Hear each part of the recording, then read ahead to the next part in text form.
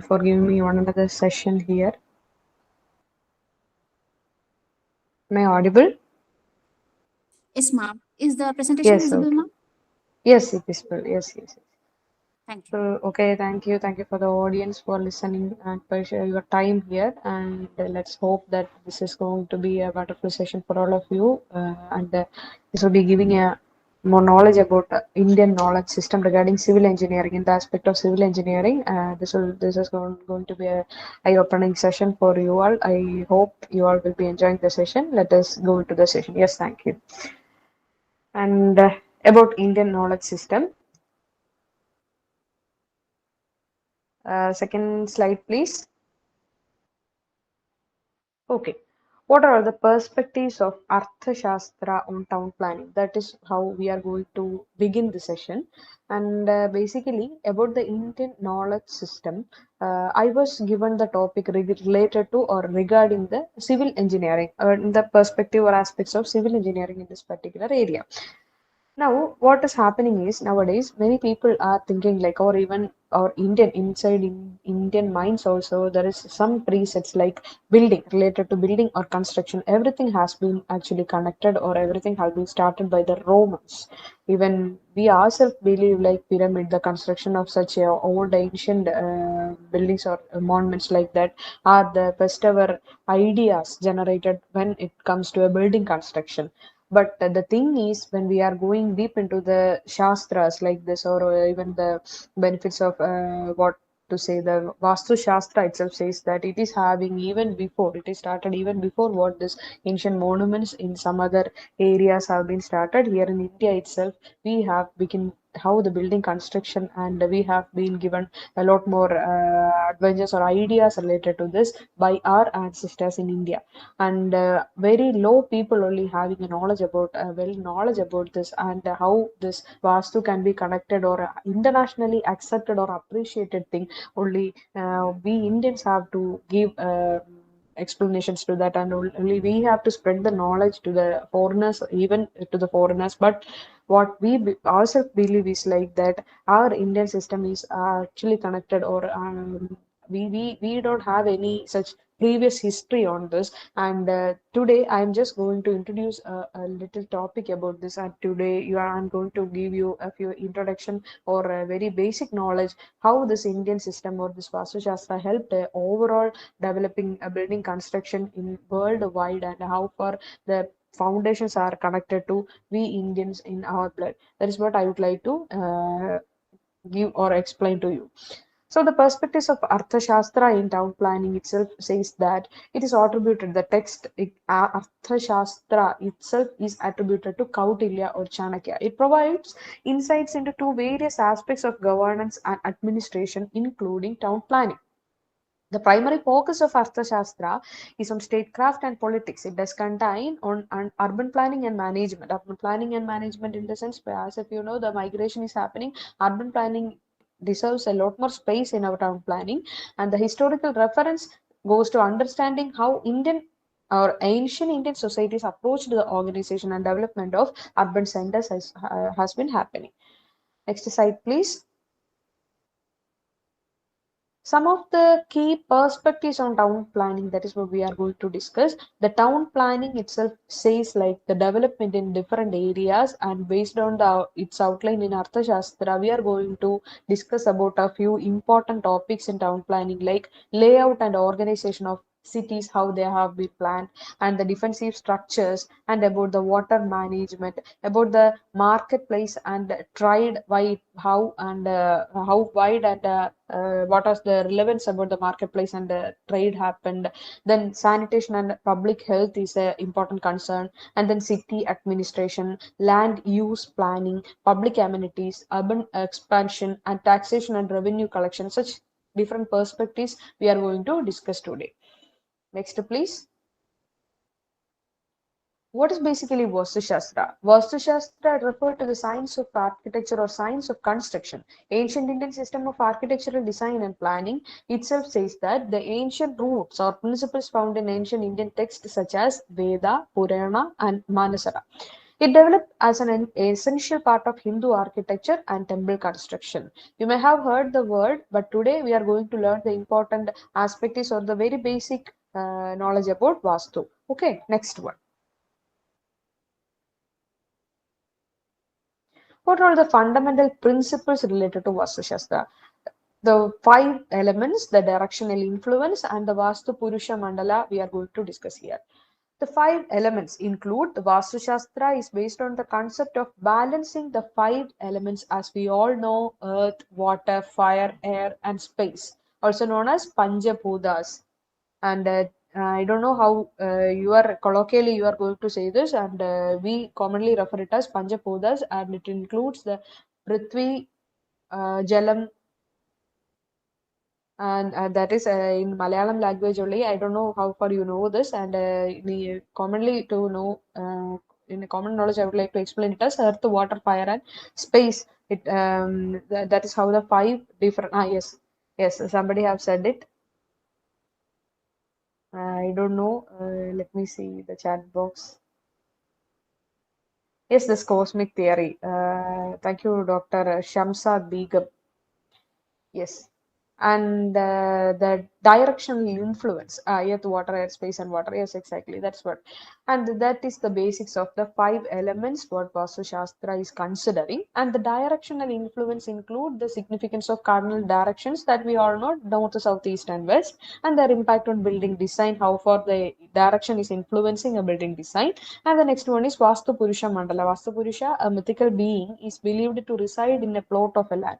The design of building should respect the Vastu Purusha Mandala grid. That is how the Vastu Purusha Mandala is treated in Vastu Shastra. Next slide, please. The important directions again we need to explain that in detail. That is, each cardinal direction is associated with the specific qualities of elements. That is earth. When it is since it is earth, we know the rising sun and knowledge. The earth is very important in Vastu Shastra considering the directions. And the south, it goes for the fire and energy. And the Vastu principles recommend aligning room and functions with the auspicious directions based on their intended use as per the intended and as per our use it has to be considered. Next slide, please. What are all the Vastu doshas that we are going to discuss? Vastu doshas include architectural flaws or imbalances that can bring negative energy and disruptions. Common doshas include the placement of toilet or kitchen in unfavorable direction. You may have heard such things, but it really do have a high impact in our building design as per the Vastu Shastra. If we are doing it in improper alignment or irregularly shaped plots, it definitely is going to affect our daily well-being there in the plot, or the residents may be very harmfully affected due to this. We may have considered it as a simple thing why people are believing in such all these things even in this modern era, but it definitely have its own impact, and it also significantly it is proven like when energy flow is prohibited, or when there is a hindrance or something like that, it is definitely affected. So in scientifically also we can explain like these things will definitely affect us for our well-being inside that particular plot if it is improperly aligned. Okay, so that is about Vastu doshas. Next slide. Eight limbs of Vastu. Eight limbs means fundamental aspect of Vastu Shastra, that is Vastu Purusha Mandala associated with the eight limbs. What are all those eight limbs represent? And they govern the design and layout of a building basically. Eight limbs means the Rajapada, that is a king's seat, and the Agni Pada, that is fire seat, and Ishana Pada, that is goat's seat, and Nairudhi Pada, that is a damon's seat, and Vayu Pada, air seat, Jala Pada, that is water seat, Niruddhipada means a sleeping seat, and Vayupada, that is a storage seat. These are the eight limbs of Vastu. As we also already mentioned, like the Vastu Purusha's mandala or the seating, as we have discussed in the primary stage, and this seating is basically explained with these eight limbs of Vastu, and only this considering this flow only scientifically also we know that the well-being inside will be very clear and typical. Next one, please. About the eight limbs, let us go in detail. What is mean by this Rajapada or king's seat? As the name itself represents, this is the central area of a building. It is considered the king's seat or the most important space of a building. It should be kept open and free from obstructions. This area often serves as the courtyard or the central gathering space in traditional Indian homes. We all know that when considering the Indian traditional homes, there will be a courtyard or a central gathering space. Normally, people used to come here. Okay, normally this will be considering like all the people will be gathering, all the residents inside the house will be gathering together in a place in order to find that who is going to address the speech will be only the day talk of the day, and somebody will be addressing in a common area and others will be listening to it. All their happiness and all their moods will be shared in that particular area. That area really have a very nostalgic feel also. And even I can remember in my childhood days, I was going to my grandparents' house. There was a common particular area like that. But nowadays, since it is all nuclear families and we are all living in the flats or something, very small area, we couldn't give such particular areas defining that each padas as per the Vastu or something. We cannot even think about the space nowadays. But still, it is meant for some such reasons they have provided such areas also. So the Rajapada is a central area of a building. Next one is Agnipada, as the name itself, fire seat. So the southeast corner of a building is associated with the fire element and it is considered as auspicious location for the kitchen. As we already mentioned, the south is related to fire. So the southeast corner of the building is associated with the fire element and it is considered as the auspicious location for kitchen. And the kitchen should be located here to harness the energy of fire for cooking. Okay. Next one. Ishanapada, the name as it is goat's seat. So it is considered in a building's northeast corner. The goat is to be seated or the sacred space is believed as the northeast corner. It is considered as the most favorable direction for placing a place of worship, meditation room, or any altar or something like that. And the area should be kept clean and peaceful always. That is what we should be taking care of this Ishanapada. There also we mentioned like a misplacement of toilet in some area, something like that. The misalignments as we have discussed. These areas mainly include the Ishanapada. Toilet should mandatorily be avoided from this area, and any other thing such as dumping of waste or anything can be avoided as this is to be considered and this is to be kept as clean and a peaceful area for the place of worship or meditation, as anything as we say. And next is Nairudi Pada. Nairudi at Daman's seat that is considered in a building's southwest corner. It is called as Daman's seat and it is generally considered inauspicious for important room or activities. That won't be considered for a worship area or as a study room or anything like that. This area often used for the storage or less frequently used spaces. As considering it in a scientific way, the southwest corner will be actually less accessible to airflow and all. That might be the reason that we can define it as in a modern way, but long days back our ancestors has already given explanation like Nairudi Pada, please don't it use for frequently used space and you can use it for some storage or use the spaces you can consider. That is how our ancestors gave us the warning or explanation about those spaces. And okay, next slide. Next is Vayupada or air seat. The Vayupada, as the name says, it is considered as the northwest corner of a building. It is considered suitable for bedroom or guest room. Proper ventilation is important in this area to facilitate the flow of fresh air. So Vayupada is basically considered more or the northwest corner. You may can consider it for aligning a bedroom or a guest room. And next is Jalapada or water seat. The southeast corner of a building is considered as a Jalapada. It is considered a good location for bathroom and water related facilities. Proper drainage and plumbing are essential in this area. Nowadays, many people are actually they are not even thinking about the number of bedrooms, but they are very curious and enthusiastic about placing a swimming pool inside their residence. So anything related to water can be best placed in the southeast corner as the water flow or water element is more related to that, and hence the proper drainage and plumbing can be considered in this Jalapada, or considering this water seat can be planned inside our building. Next one. Nirudipada. You may have confused about this Nairudipada and Nirudipada. Nirudipada is the sleeping seat, but that was the Nairudipada, the demon seat. This one is Nirudipada, that is sleeping seat basically. The southwest corner is actually considered as a Nirudipada, that is this piece can be more comfortable for a rest and sleep. It is considered suitable for bedroom to ensure a peaceful and restful sleep if you want. And this area should be kept clutter free and conductive for relaxation. Much more relaxation you will be getting when you are placing a bedroom in this area. That is what meant here. And the children's bedroom can be provided with more air circulation, whereas for the elderly person, you can keep it here or the southwest corner of a building in order to get a more peaceful area or time spending there. And next one is Vayupada. As the name says, it is the storage seat or related to air. And the northwest corner of a building is considered as storage seat. Storage and preserving resources can be considered for this. And it is considered appropriate for storerooms, pantry, places where grains and supplies are kept. Proper organization and cleanliness are important in this area, as if we are considering to keep anything related to food or anything. And some dumb edge corner of every home will be there, and that can be mostly placed in the northwest corner of a building. That's it. Next one. Now you may have seen that we have already explained the eight limbs. So what are all the common when coming to a building area? You may can note down this particular slide.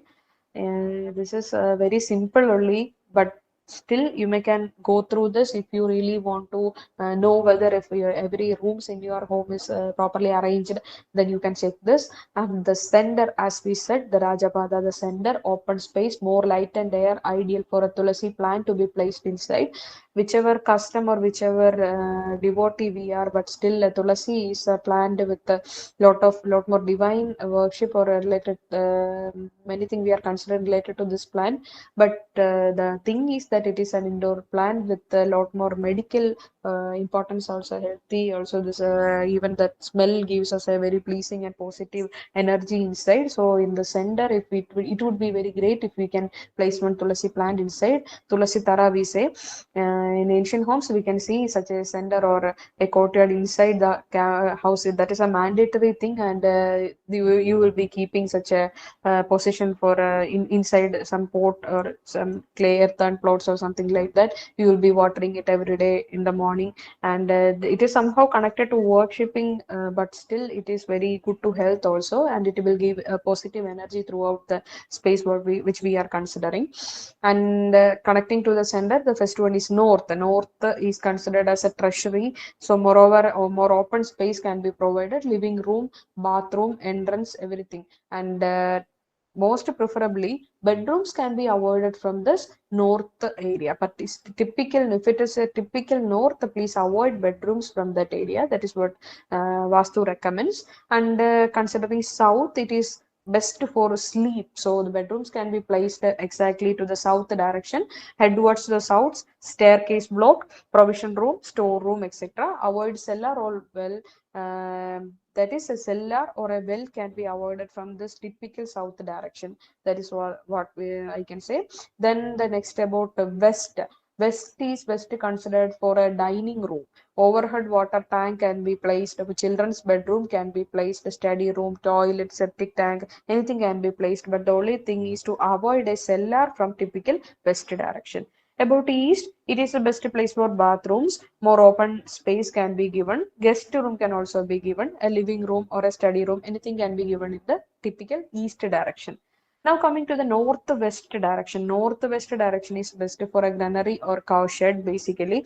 Nowadays you cannot see a cow shed in any places, but still that is best for a cow shed when compared in the or when explained by our ancestors. And washing place can be given. A septic tank or a guest bedroom, anything can be given here.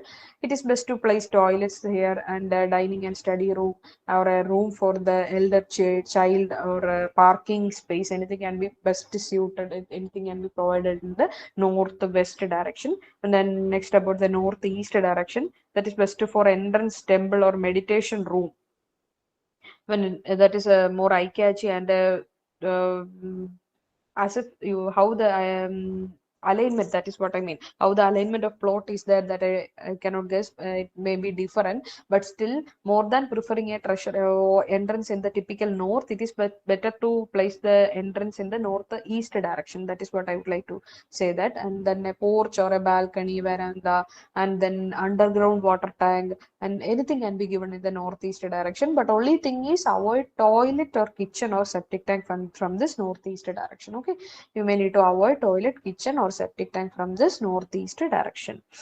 Now coming to the southwest area of a building, it is best suited for giving a master bedroom and wardrobes, dressing room, and heavy items can be kept there, staircase block, or even overhead water tank, cash box. It is best to place the cash box in of a building in the southwest direction only, but avoid cellar or well, again like in a south direction what we said, to avoid the cellar and well in the southwest direction.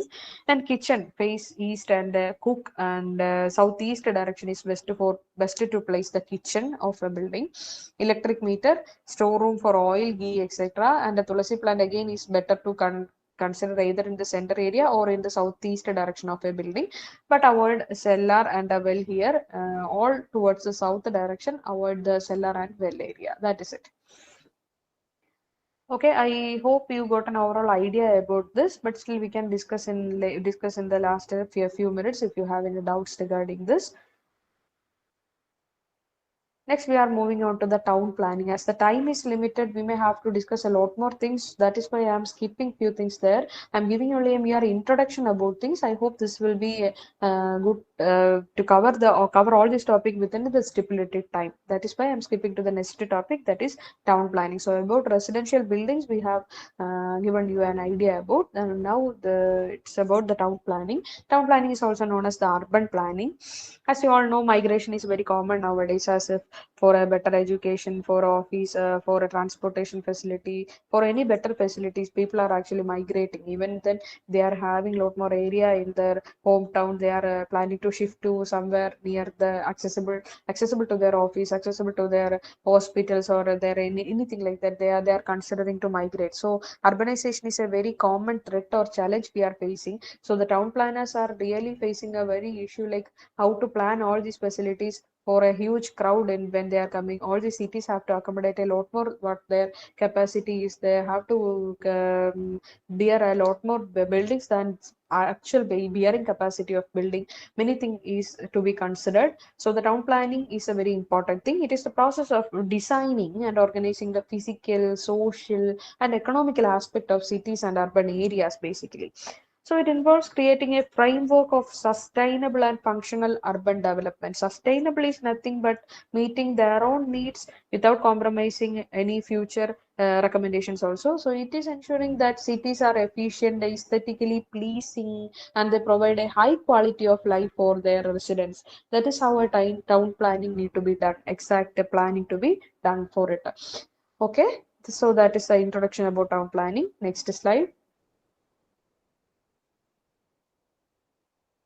What are the basic aspects of principles of town planning? Aspects and principles include the land use planning. That is, town planning begins with allocation and zoning of land for various purposes, including the residential and the what to say, commercial, industrial, recreational, and the green spaces. Everything to be considered aims to create a well balanced and a mixed use urban environments that reduce commuting time and enhance accessibility. About infrastructure development, the provision of essential infrastructure such as road, public transportation, utilities, sewage, etc., sewage, electricity, everything included in that, and communication network is a crucial part of town planning. So, land use planning and infrastructure development is covered. Well planned infrastructure ensures the efficient movement of people and goods as well as access to basic services. Next aspect is about transportation planning. Next slide, please. So the transportation planning includes efficient transport system and essential for urban areas. Town planners consider the design or layouts of road, highway, public transit, and pedestrian and cycling infrastructure also. This can also reduce traffic congestion and improve connectivity, and that is our common goal regarding the transportation planning. And the housing and residential planning include providing adequate and affordable housing in prior to a town planning. And the planners focus on creating diverse housing options that include affordable housing as well as high density developments, and a mixed income neighborhoods will be coming and sharing the buildings. No, so that should be also accommodated. So the mixed economy, how they are going to get benefit of the maximum utilities in and around them. That is it. And the next aspect include public transportation and long-term vision. So the public participation includes successful town planning. Often it involves an engaging community and incorporating public input into decision-making process. So the public input can be definitely considered during a town planning, as if he may be a resident from years in that particular area. So he may be knowing more better, far better than a town planner knows about that particular area, about its geography and how it will be reacting to the normal, what are all the normal natural calamities happening there, how often it is happening, what are all the precautions, or what are all the threats we are facing there, what are all the needs we have to be taken or considered during this. Oh, these things can be get or these things can be collected well with the help of a public participation properly. So participation help ensure that planning efforts align with the needs and desires of local population also. And the town planner now comes to the long term vision also, because we cannot consider it as it is. We cannot plan a town as it is and only considering the current situation only, because in future there are we can expect any kind of developments, right? Any kind of developments, in the sense that can be a new hospital, that can be a new industry, that can be a new good hotel, or even that can be a good school or any educational other institutions. So people may be preferring to come down there, and people may come down to settle there as if they want to access that new facility which was not considered during the town planning time. So that is what is we say that the long term vision or the future plan are also considered during the town planning or aspect of principles. We must consider this long term vision also. So the effective town planning looks beyond short-term goals and take into account long-term sustainability and resilience. Cities plan for growth and adapt to changing demographic, economic, and also environmental conditions. As we already said, what is meant by this sustainability is like one should meet his own needs, but considering the needs of future generation also.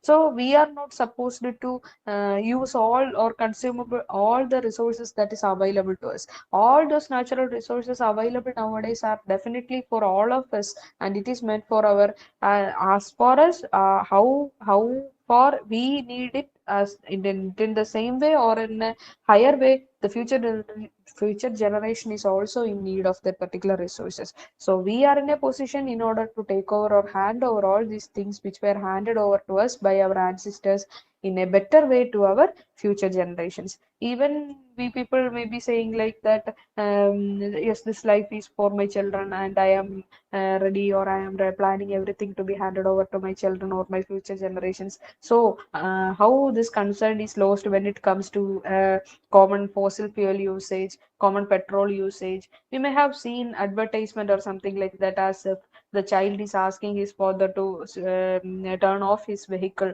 when it is not. He is asking to keep it off during the traffic signals.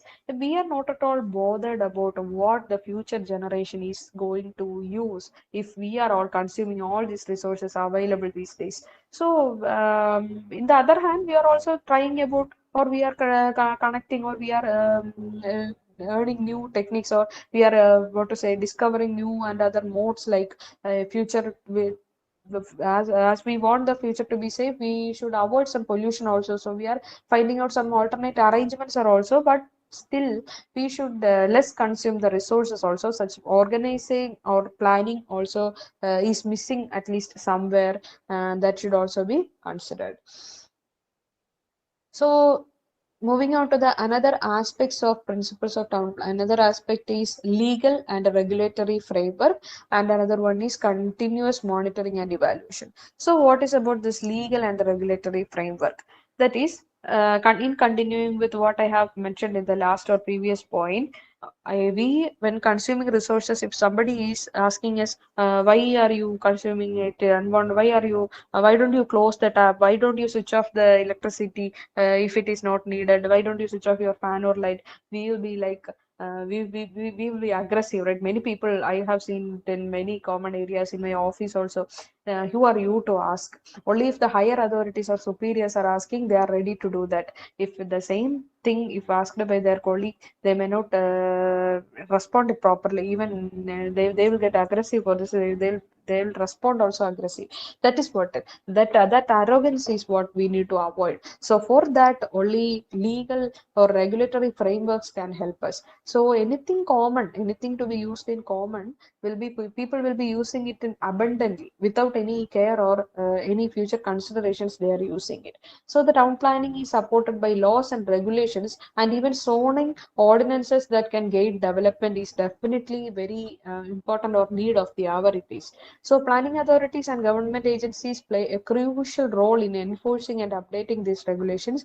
You may have seen like, you are not supposed to dispose waste here, and in front of that particular board only people will be disposing all the waste. That such common areas, in every area there might be a common or undumped area where people will be throwing away all of their electronic waste as well as household waste, everything like that. So corporation is dying hard, or the panchayat or whatever the agencies or the government authorities around us are like, they are like the, they're facing such a huge challenge when people are refusing to obey all these common rules when set by a common authority.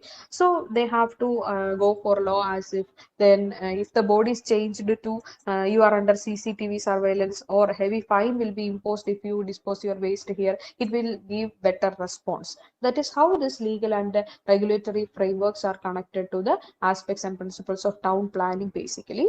And then continuous monitoring and evaluation, that is that you all know it is mandatory in every field, each and every field. It is easy to give or easy to frame out several rules and regulations, but it is very hard to monitor and to evaluate, or that should be sustained even after years. If you want it to sustain after many long years, you should continuously monitor it and evaluate, and suggestions have to be made in very often or very periodical or seasonally way. So town planning is an ongoing process that requires monitoring and evaluation of implemented plans also. Adjustments and revisions are made as needed to address emerging challenges and opportunities. So, town planning is an ongoing process that requires monitoring and evaluation, as we said, to evaluate our implemented plans so that necessary arrangements and revisions can be made so as needed to address the emerging challenges and opportunities. So that is all about the aspects and principles of town planning. I hope you are now clear with the what are all the aspects considered during the town planning, which basically include the land use planning, infrastructure development,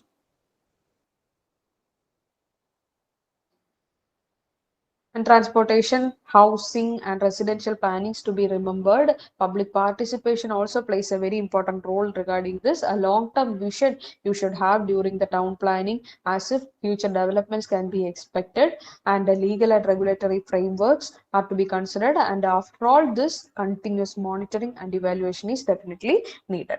Now, moving on to another topic about Vastu Shastra, or how this Indian knowledge system is related to civil engineering, basic civil engineering, how far it gives us remnants about how this Vastu Shastra is long far away, carried away, or how long we are following this. That is totally reflected, or that is best reflected in temple architecture of India. So the marvelous stone architecture of eternity, that is what we are seeing this.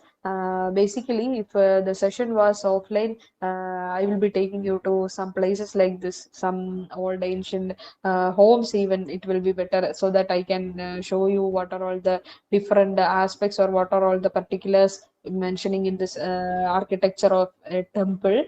Here we can see like common about a temple, the common things that we can see is, I'll be giving you details in the coming figures. Now just you have to observe the how beautifully it is sculptured, right? How beautiful this stone invents are. maintained from long back. And this is the Virupaksha temple. Next one, please. Mahadeva temple at Itagi, Kopal district in Karnataka.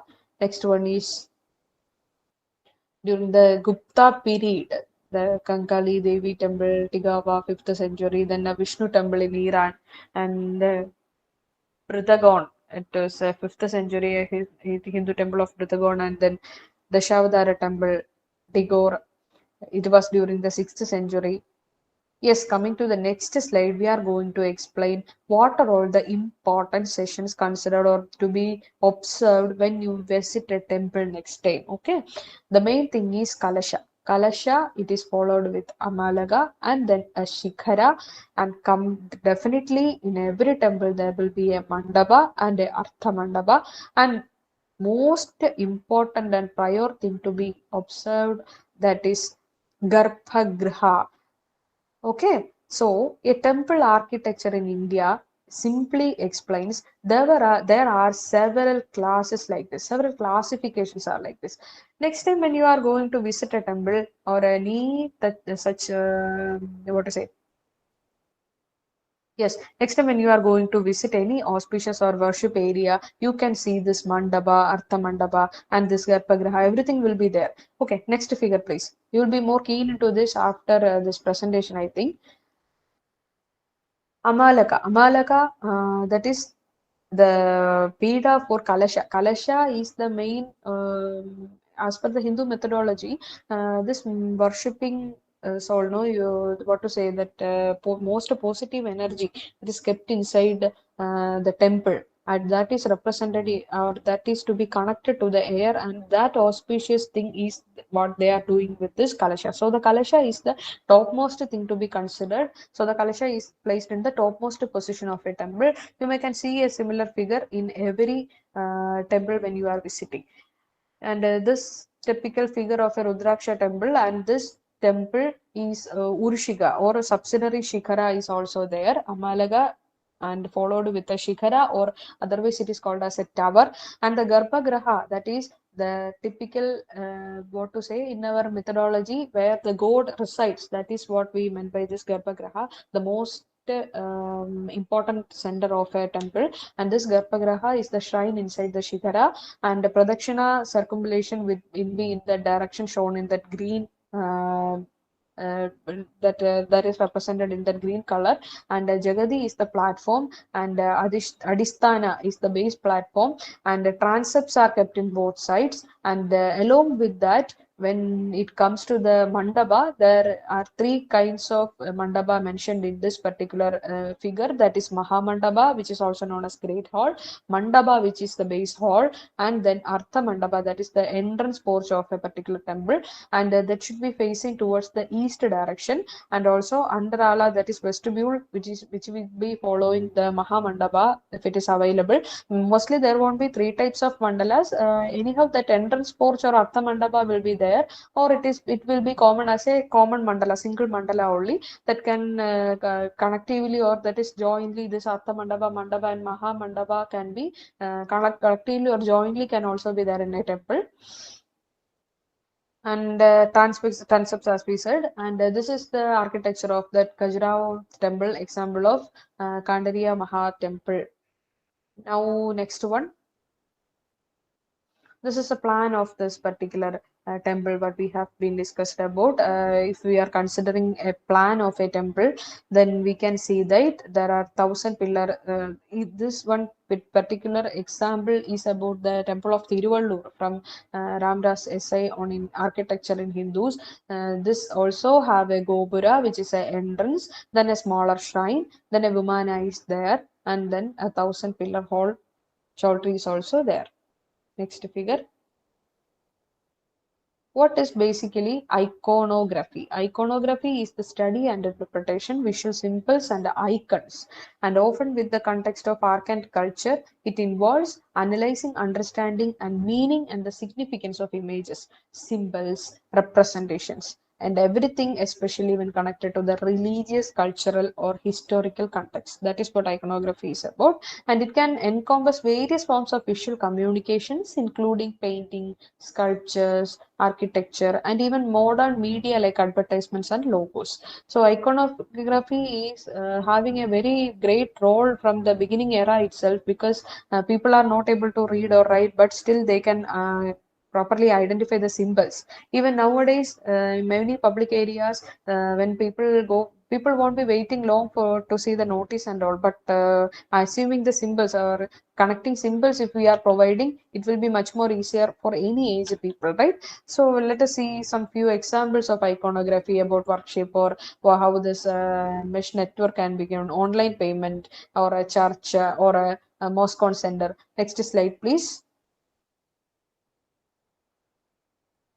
This is not very long back. This is even nowadays, even itself, we can see such representations somewhere, a cafe. It will be more eye-catchy, right? This is what exactly our ancestors also followed. So there won't be enough time, or there won't be enough space to in order to explain all those things. So that is how they discovered about this representing or particular symbols, how far they can help us to explain the things.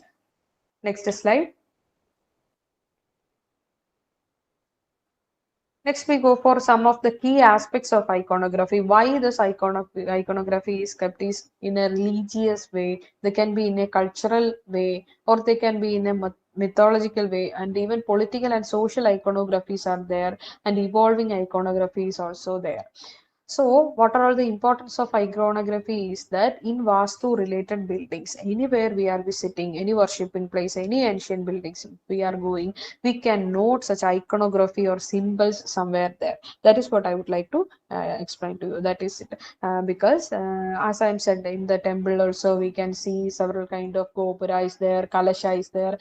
I know this is definitely with the 1 hour session, this won't be well explained, or you cannot even get it all in a single class only. You cannot connect all these things together, but still you may can understand there are few such things. There are few such things that we have to observe hereafter, and in any places if we are visiting, if it is constructed related to Vastu Shastra, or if it is an ancient building, definitely some iconographic symbols must be there, mentioning the directions, considering the limbs of Vastu, anything can be there. And nowadays we use even the symbols for our easiness or day-to-day life experiences also, if we are using these considerations, but that is different. But this Vastu symbols, they are provided in any ancient buildings, then only the architects will be familiar with that. Even Vastu Shastra, we are having separate chapters or separate books only for this iconography alone, and only this symbols are giving a lot more stories to us. They have a lot more stories to say and explain to us. Then only the future maintenance, anything can be done in a proper way. If, for example, there is one Devapada in temples. You may have, I don't know whether if you know that there is one Devapada. Devapada, in the sense, in temples, they will be given connecting openings. That is it. That is very small hole only. There will be these holes will be from the connecting from the north to south, or from the west to east. The total directions will be how large a building it is. Uh, no problem, but these holes will be connecting together. But this is for the Deva Sanjara, it is mentioned. But actual case, the scientific representation is like the air passages should be there, and these things they are connecting in order for the future exemptions also. Future what I say, if you want to want to advance the building, or if you want to do anything or any kind of advancements, if you are trying for that building, you can easily connect with that particular holes, because these holes are placed exactly to this much feet above the foundation, and this will be from this much feet from the roof considering. And from directions, if we are considering, this point is easy to find out where exactly your position is, and how long you have to plan, or how with which all dimensions you have to be considered for the future developments also. So these all have its own scientific way of representation, but still people will be maintaining it unclosed only because they believe this deva is and Sanchara, Deva Sanchara, our air passage is exactly through this air holes. So, in a similar way, iconography or symbols, or that can be maybe they can be given through any such holes or any such symbols as we know, but that is exactly meant for the proper recognition to the future also future coming what to say architecture or anybody any future generation people who is taking over it. So the ancestors have proper handover to us. Only thing is we don't know how to recognize, or we don't have enough knowledge. How long PhDs you are having?